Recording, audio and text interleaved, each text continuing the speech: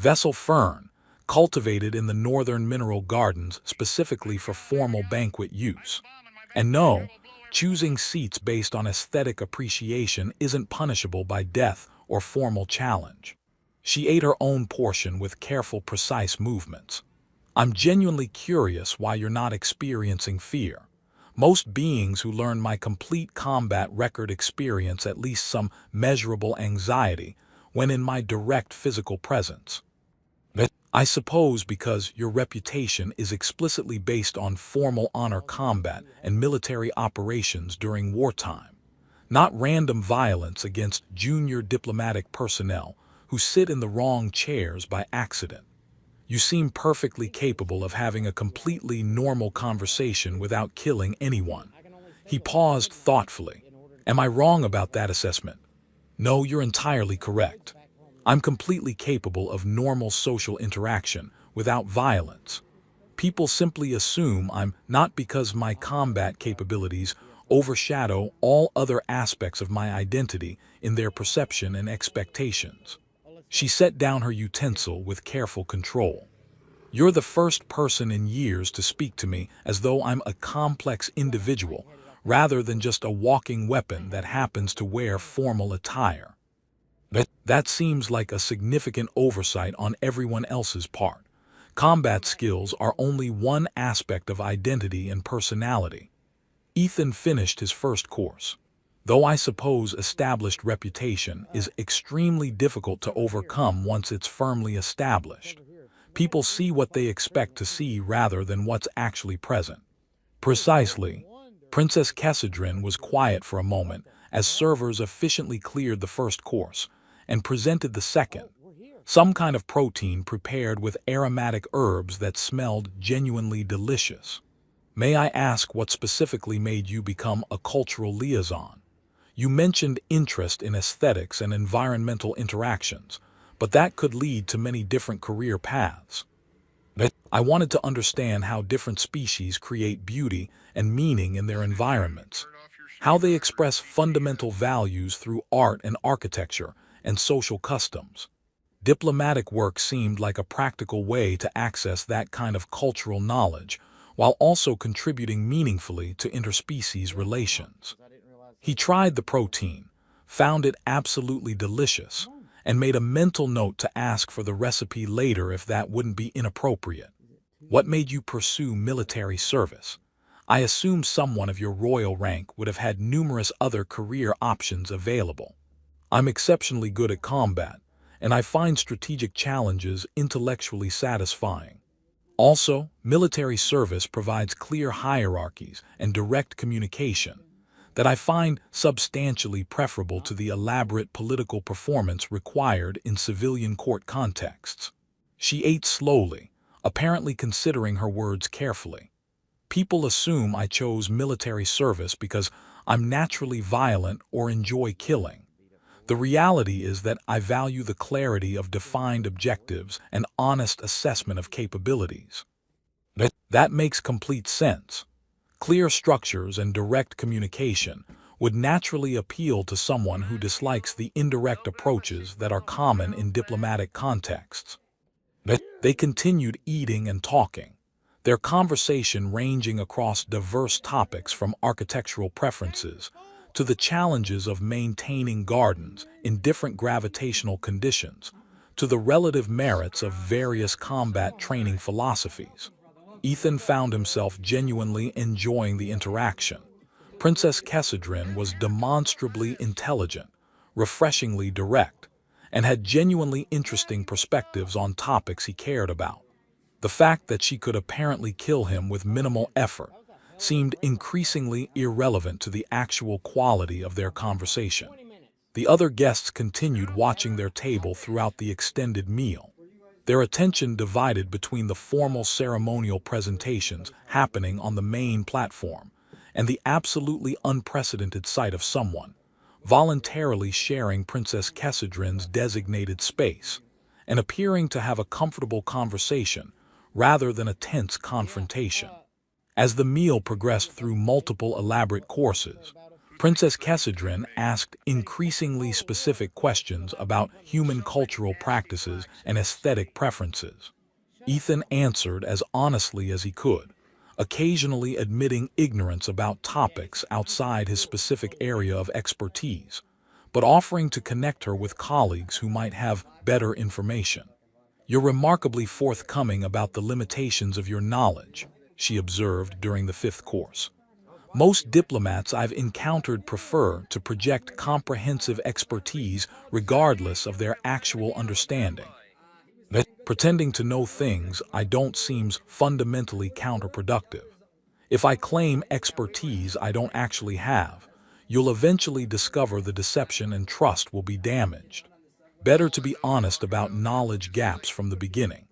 He tried to identify the spices in the current dish and failed.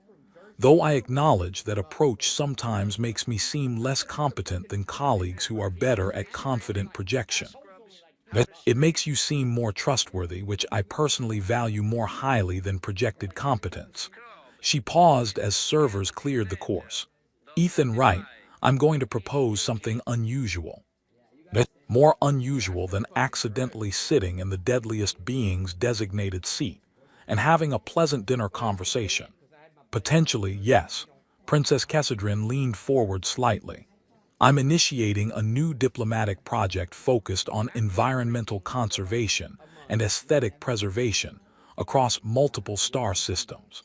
The project requires someone who genuinely understands cultural aesthetics, can communicate directly without elaborate political performance, and isn't intimidated by my reputation to the point of complete uselessness. You've demonstrated all three qualities this evening. You're offering me a position on your project based on one dinner conversation where I chose a seat because I liked the view. I'm offering you a position based on observing that you successfully passed a test specifically designed to identify people with particular valuable qualities: lack of fear, lack of political ambition, genuine interest in aesthetics over power dynamics. The fact that you passed through complete ignorance rather than deliberate calculation makes it more reliable, not less." Ethan considered the offer carefully. What would the position actually entail? "I'm currently committed to the Cultural Liaison Program for another 18 months. I'd request your transfer through official diplomatic channels. The role would involve coordinating aesthetic preservation efforts across species boundaries, consulting on environmental projects, and serving as cultural bridge between different aesthetic traditions. You'd work directly with me and report to both the Kaelvorn Cultural Ministry and Human Diplomatic Corps." She outlined several specific projects that sounded genuinely fascinating. "The position would significantly advance your stated career goals, while also serving valuable diplomatic functions." "It does sound extremely aligned with my interests," he admitted. "Though I should probably mention that I have a consistent tendency to create diplomatic incidents by being too direct or missing important social cues. Today's seating error is fairly representative of my general approach to formal protocols." "That's completely acceptable. The project needs direct communication more than perfect protocol adherence." Princess Kessedrin smiled slightly, the first clear positive expression he'd seen from her all evening. "Your tendency to focus on substance over form is valuable, not problematic. Then I'm definitely interested, pending approval from my current supervisors and review of the specific contract terms." "Excellent. I'll initiate the formal transfer request tomorrow." She stood as servers began clearing the final course, and Ethan quickly stood as well, belatedly remembering that protocol probably required standing when royalty stood. "There's one more element to address this evening." "What element specifically?" "Tradition requires that I formally acknowledge someone who successfully passes the seating test. The acknowledgement serves to inform the broader diplomatic community about the nature of our relationship going forward." She moved to stand beside him, facing the hall full of watching guests. "This will likely create additional spectacle." "I'm apparently very good at that," Ethan said, feeling his anxiety spike noticeably for the first time all evening. Not metaphorical, not exaggerated in any meaningful sense. I've personally killed 417 beings in formally sanctioned honor duels over the past 2 decades, another 683 during active military combat operations, and an unspecified number during classified intelligence operations that remain officially unacknowledged by the government. She stated these facts with the casual tone someone might use to discuss unremarkable weather patterns. My reputation is sufficiently well established that this seat, and indeed this entire table, remains completely empty at formal social functions, because absolutely no one wishes to position themselves within my immediate physical proximity without explicit political necessity requiring it. That seems extremely lonely, Ethan said, the words escaping his mouth before his brain could properly evaluate whether they were even remotely diplomatically appropriate to express. Princess Kessedrin went very still, her entire body freezing in place. The silence stretched uncomfortably for several long seconds. Lonely, she repeated, her tone absolutely flat and completely unreadable.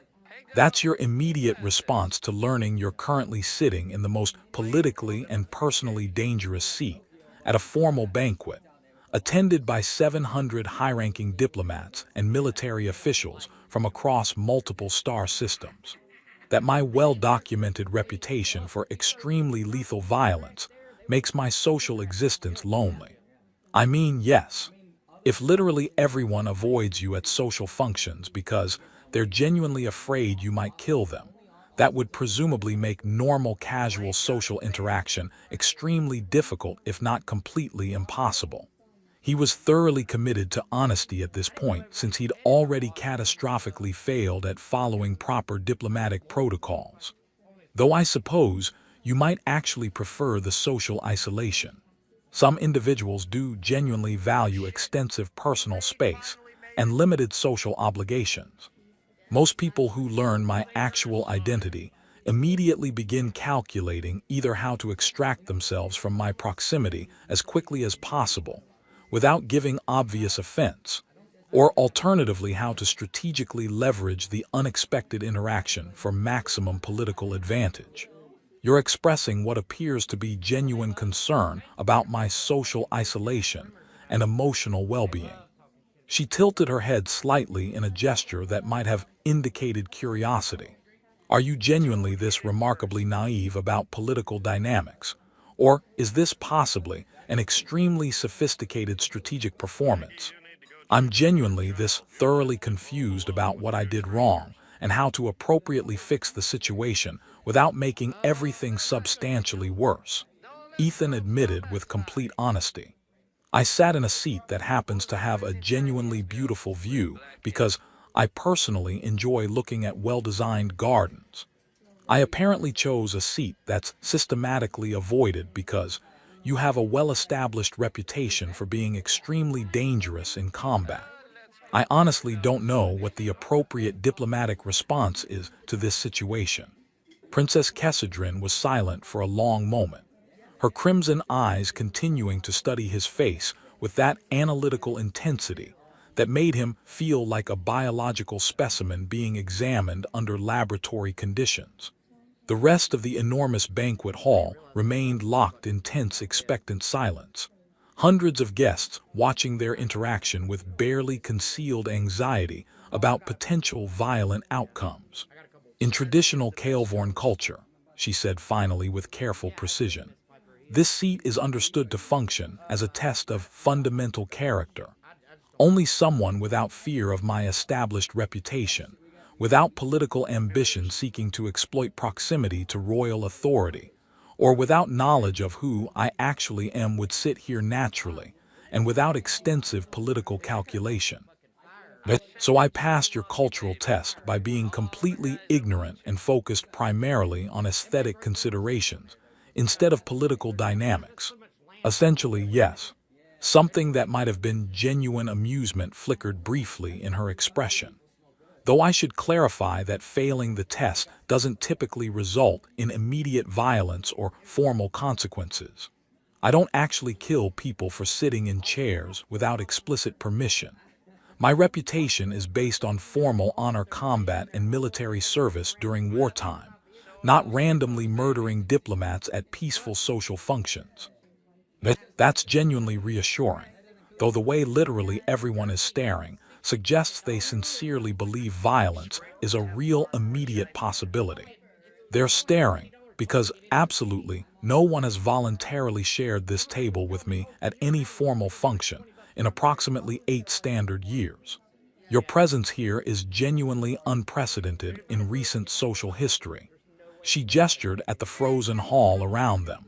You've created quite a significant spectacle. I'm apparently very skilled at creating spectacles accidentally, Ethan said with weary resignation. It's one of my most consistent talents according to my performance evaluations. The relevant question now is what happens next in this unprecedented situation. Traditionally, someone who successfully passes the test demonstrates they can sit comfortably in my immediate presence without fear or political calculation, earns my personal respect, and potentially my partnership in matters of genuine importance. She paused deliberately. Though cultural tradition assumed the person passing the test would be Kaelvorn rather than a human who chose the seat primarily because he liked the view of the gardens. But I do genuinely like the gardens very much. The bioluminescent patterns are absolutely fascinating. Ethan glanced out the enormous windows again. Are they naturally occurring phenomena or artificially controlled through environmental technology? But naturally occurring. The plants respond to trace minerals in the soil composition and create coordinated displays during specific seasonal cycles. The patterns you're currently observing represent the late autumn courtship displays when the plants are preparing for reproductive phases. She followed his gaze toward the windows. You have a genuine appreciation for natural beauty. I find it significantly more interesting than most diplomatic negotiations. If I'm being completely honest, I became a cultural liaison because I wanted to learn about how different species interact with their environments and express aesthetic preferences through art and architecture, not because I possess any particular skill at complex political maneuvering. He looked back at her, which probably explains why I managed to sit in the most politically significant seat in the entire hall without even realizing its importance. Your honesty is either remarkably refreshing or potentially dangerous. I haven't determined which assessment is more accurate yet. Princess Kessedrin made a subtle hand gesture, and servers began moving through the hall with the first course, apparently interpreting her signal as explicit permission to begin the formal meal service. The overall tension in the massive room decreased slightly, though most guests continued watching their table with obvious sustained attention. Tell me, Ethan Wright, what were you expecting from this banquet before you accidentally sat in my designated position? Tedious conversations about trade agreements and territorial boundaries that I don't fully understand, mediocre food served in portions too small to be genuinely satisfying, and maybe some interesting observations about Kaelvorn architectural aesthetics and social customs that I could include in my cultural reports. He shrugged. I absolutely wasn't expecting to accidentally sit with the Deadliest being in known space and have what's actually a relatively pleasant conversation about bioluminescent garden displays. But you consider this conversation pleasant, significantly more interesting than most diplomatic small talk, certainly. You're refreshingly direct, and you haven't tried to leverage our unexpected interaction for political advantage, or spent 20 minutes discussing weather patterns as a barely disguised proxy for complex economic negotiations. But I strongly dislike indirect communication, she said with clear conviction. It wastes time that could be used for genuine exchange of useful information or comfortable companionable silence. That's an extremely refreshing perspective for a formal diplomatic function. They fell into silence as servers placed the first course, some kind of elaborately arranged vegetation that Ethan didn't recognize, but that looked genuinely beautiful on the translucent crystalline plates. He tried it cautiously and found it had a pleasant, slightly sweet flavor with interesting textural complexity that was genuinely enjoyable. "You're not afraid of me," Princess Kessedrin observed, watching him eat with analytical attention. "Even now that you know my established reputation and documented combat record, you show absolutely no visible signs of fear or anxiety in my presence. Should I be afraid? You explicitly said you don't murder people at social functions, and I haven't done anything that would warrant a formal honor challenge. Unless choosing a seat based on aesthetic preferences is somehow a capital offense, I'm probably reasonably safe." He tried another bite of the unfamiliar vegetation. "This is actually quite good. Do you know what it's called?"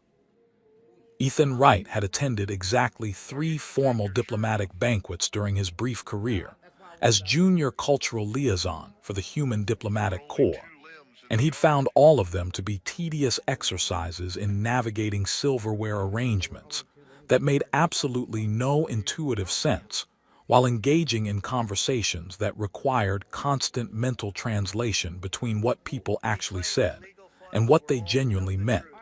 This particular banquet, hosted by the Kaelvorn Ascendancy to celebrate some kind of complicated territorial treaty involving multiple star systems that he didn't fully understand despite reading the briefing materials 3 times, promised to be his 4th tedious exercise in diplomatic endurance, though at least the venue itself was visually stunning enough to make the evening potentially bearable. The banquet hall featured soaring crystalline architecture that refracted available light into constantly shifting prismatic patterns across impossibly high vaulted ceilings, and enormous floor-to-ceiling windows overlooked elaborately cultivated gardens that displayed bioluminescent flora creating ethereal glowing landscapes in the deepening evening darkness. He'd arrived approximately 15 minutes late due to unexpected transport delays between the human embassy and the banquet venue, which meant that most of the several hundred invited guests had already found their assigned positions throughout the massive hall and were engaged in preliminary socializing.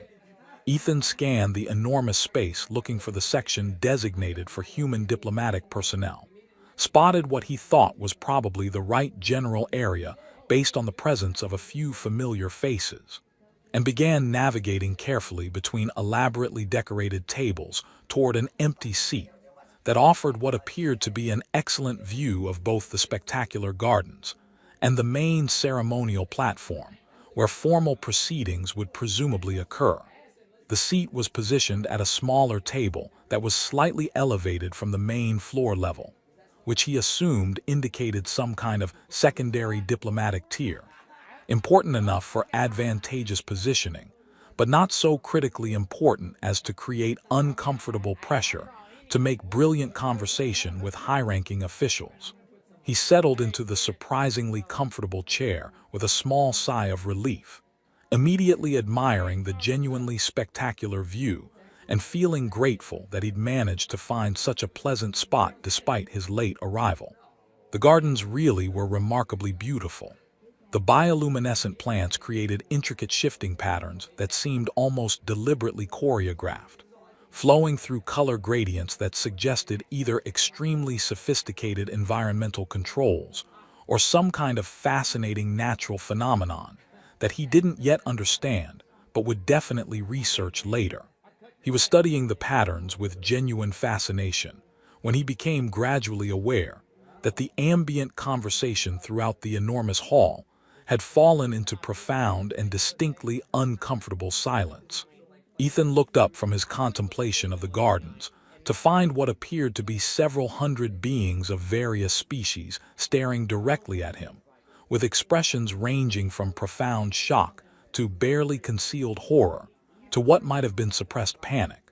The nearest guests, seated at tables on the main floor perhaps 10 meters away from his elevated position, had physically pushed their chairs back from their tables as though desperately creating distance from a suddenly discovered explosive device.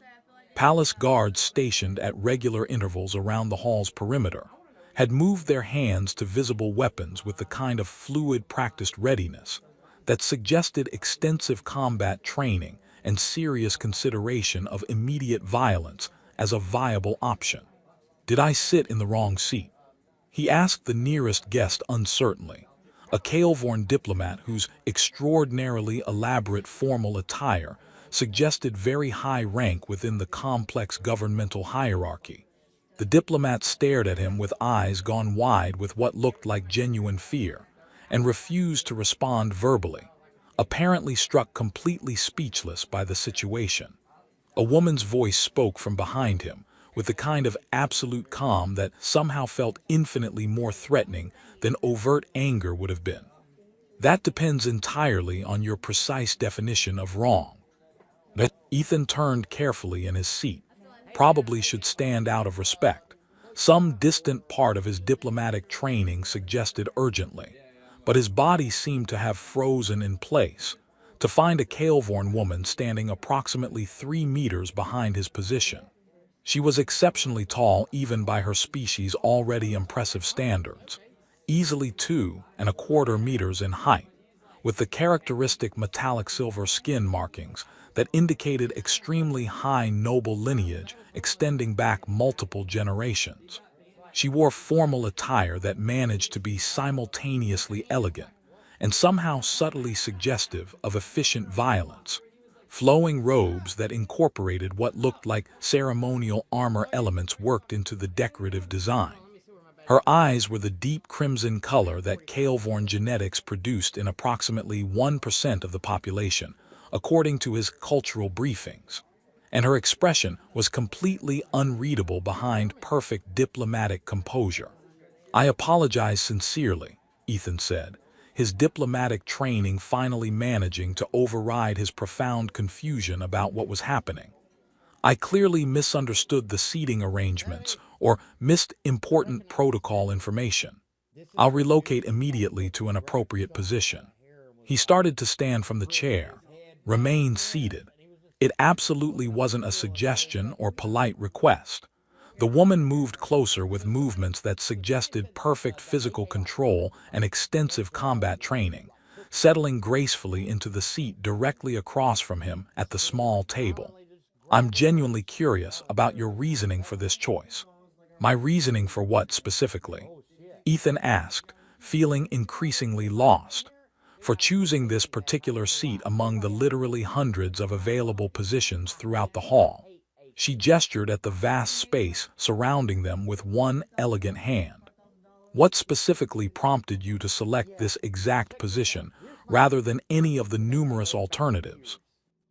Ethan looked around carefully, trying desperately to understand what he'd done wrong, and coming up completely blank despite his best analytical efforts. "The view is genuinely excellent. Beautiful gardens on one side, clear unobstructed sight line to the ceremonial platform, elevated enough to see the entire hall without being so prominent as to attract unwanted attention from high-ranking officials. It seemed like an absolutely ideal position for someone who's primarily here to observe cultural practices, rather than actively participate in complex high-level negotiations." The woman studied him with distinctly uncomfortable intensity, her crimson eyes seeming to analyze every detail of his expression and body language. "The view. You chose this specific seat because of aesthetic considerations and optimal observational advantage." "Yes. Was I supposed to use different criteria for seat selection?" He was genuinely confused now and no longer attempting to hide it. "I apologize, but I'm clearly missing some extremely important context about the seating protocols governing this event." "You're human," she said, making it sound like a definitive statement of observable fact rather than a question requiring confirmation. "Yes. Ethan Wright, Junior Cultural Liaison with the Human Diplomatic Corps currently assigned to the embassy here. I'm attending as part of the official observer delegation."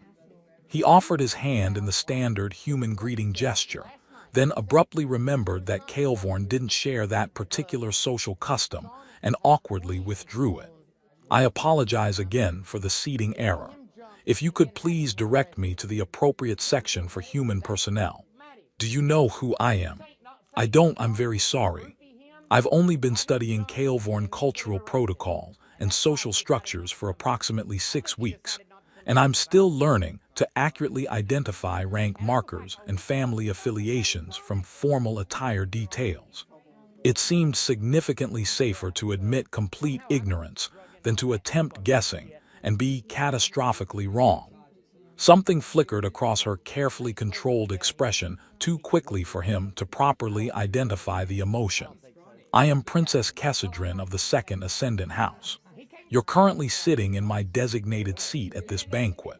More specifically, you're sitting in the seat that is reserved for the one person at this entire event that literally every other guest is actively avoiding through deliberate choice. Ethan felt his stomach drop sickeningly. Because of your royal rank and political position, I really am extremely sorry I didn't realize the significance. Not because of my rank or political position. She leaned back slightly in her chair, still watching him with that intense, unreadable expression. Because of my established reputation, I am what your diplomatic briefing materials probably referred to somewhat euphemistically as the deadliest living being in currently known space. He blinked several times, trying desperately to process this information while his brain seemed to be moving through thick fog. His briefings had mentioned a Kaelvorn princess with an extremely dangerous military reputation, but he'd honestly assumed that was typical diplomatic exaggeration for political effect. The briefings did mention someone with significant combat capabilities, but I genuinely thought that Princess Kessedrin raised her voice to address the full assembly with clear projection that required no technological amplification. I formally acknowledge Ethan Wright of Earth as having passed the trial of position through genuine merit. He has demonstrated the qualities of honest courage, aesthetic appreciation, and freedom from political calculation that the trial was specifically designed to measure. I claim him as chosen partner in my environmental conservation initiatives and request his transfer to serve in that capacity. The hall erupted in immediate visible reaction, surprise, speculation, some expressions that might have been approval or concern depending on interpretation. Ethan stood very still, trying desperately to process what had just been publicly declared and what it meant for his immediate future. You claimed me as chosen partner, he said quietly. What does that mean in Kaelvorn cultural context? It means I've selected you for a position of significant trust and responsibility, that I'm personally vouching for your character and capabilities, and that anyone who interferes with you or the project will be understood as directly challenging me personally. She looked at him directly. It's one of the strongest possible endorsements I can provide, and it comes with both substantial advantages and potential complications. What kind of complications? That people will assume our relationship extends beyond professional collaboration. There will be extensive speculation about romantic or political dimensions, regardless of actual reality. Your actions will reflect on my judgment and reputation. She paused. If you're not comfortable with that level of association, you can decline the position now and I'll withdraw the public claim. Ethan thought about it for maybe 10 seconds. The work sounds genuinely fascinating, the complications seem manageable, and I've already created a spectacle by sitting in your seat. Might as well commit fully to the chaos. That's perhaps not the most carefully considered response to a major career decision. Probably not, he agreed, but it's honest, which you said you value. Princess Kessedrin laughed, a genuine sound of amusement that caused visible surprise among nearby guests, who apparently rarely, if ever, heard her express positive emotion. Indeed I do. Welcome to the Environmental Conservation Initiative, Ethan Wright. Try not to accidentally sit in any more symbolically significant seats without understanding the implications. I'll do my best. though I'm not making any promises about my ability to navigate Kael'vorn protocols without creating incidents. The rest of the banquet proceeded with substantially more attention focused on their table, but Princess Kessedrin seemed completely unconcerned by the scrutiny. They continued their conversation about environmental aesthetics and cultural preservation, and Ethan found himself increasingly excited about the possibility of working on projects he actually cared about rather than attending tedious diplomatic functions. As the evening concluded and guests began departing, a senior human diplomat approached their table with an expression suggesting carefully controlled panic. "Mr. Wright, might I speak with you privately about the evening's developments?" "Of course, Ambassador Chen." Ethan stood, nodding respectfully to Princess Kessedrin. "Thank you for the conversation and the opportunity. I look forward to working together." "As do I," she inclined her head in a gesture of respect. "I'll transmit the formal transfer request through appropriate channels tomorrow. We'll begin preliminary project discussions once the paperwork is processed." Ambassador Chen guided Ethan to a quiet corner of the hall, her composure cracking slightly once they were out of immediate earshot. "Do you have any idea what you just did?" "I sat in the wrong seat, had dinner with Princess Kessedrin, and apparently accepted a position on her environmental conservation project." He knew he was simplifying but wasn't entirely sure what specific aspect concerned the ambassador most.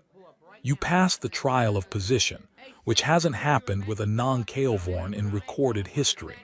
You were publicly claimed as chosen partner by the most dangerous individual in known space. You've essentially been adopted into her personal sphere of influence, which comes with both extraordinary protections and significant political implications." Ambassador Chen took a breath. This is either a remarkable diplomatic opportunity or a catastrophic complication, possibly both simultaneously. She seems genuinely interested in environmental conservation and aesthetic preservation. The project sounds aligned with my actual skills and interests rather than generic diplomatic busywork. Ethan tried to read the ambassador's expression. "Is there a reason I should decline beyond the general chaos of the situation?" "The chaos of the situation is substantial. You'll be working directly with someone whose reputation terrifies experienced diplomats. Every action you take will be scrutinized for political implications. The transfer will require extensive negotiations between human and Kael'vorn diplomatic corps." She paused, but the opportunity for meaningful cultural exchange and the genuine advancement of environmental initiatives is also substantial. And Princess Kessedrin's public endorsement provides protections that would take decades to establish through normal diplomatic channels. "So you're saying I should proceed, but carefully?" "I'm saying you've stumbled into something significant through what appears to be characteristic obliviousness to political dynamics.